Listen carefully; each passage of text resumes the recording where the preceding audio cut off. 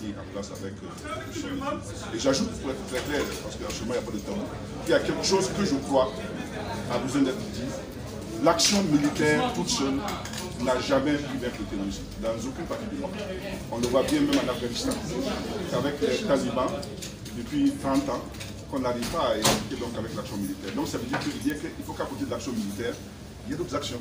Sinon, vous ne pourrez pas le faire. Les guerres, quand on les gagne là, c'est très rapide.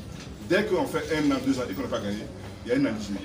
Et donc il faut qu'on ait la question du développement. Parce que beaucoup de gens qui malheureusement se laissent entraîner dans cette aventure-là le font pour des questions de pauvreté, de manque d'accès à l'éducation ou besoins sociaux de base, ou qu'ils ont le sentiment que l'État les a abandonnés. Donc quelque part, il faut qu'on cherche à savoir, parmi les groupes-là, quels sont ceux qui ont des revendications que j'appellerais qui sont négociables et ceux qui ont des revendications qui ne sont pas négociables.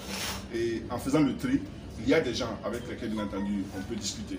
Comme on l'a fait au Mali, il y a des accords politiques qui ont été créés, donc, conclus donc, avec un certain nombre de forces. Donc, première question, lutte contre l'impunité. La deuxième, c'est la réconciliation nationale.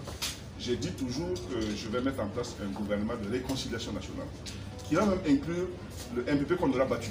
Parce que j'estime que notre pays aujourd'hui a besoin que toutes les forces, toutes les intelligences se mettent ensemble pour pouvoir trouver en tout cas des solutions aux défis qui nous assaillent.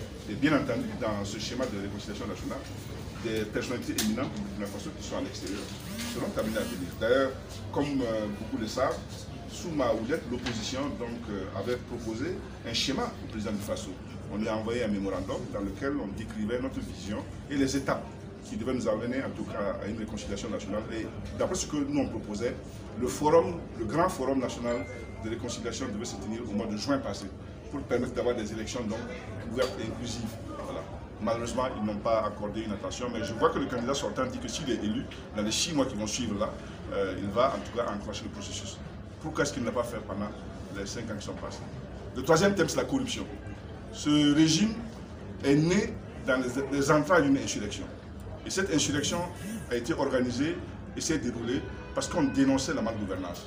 Donc vraiment, ça fend mal le cœur des Burkinabés que ce même régime-là, qui est né dans ces circonstances-là, n'accorde pas une grande attention à la lutte contre la corruption.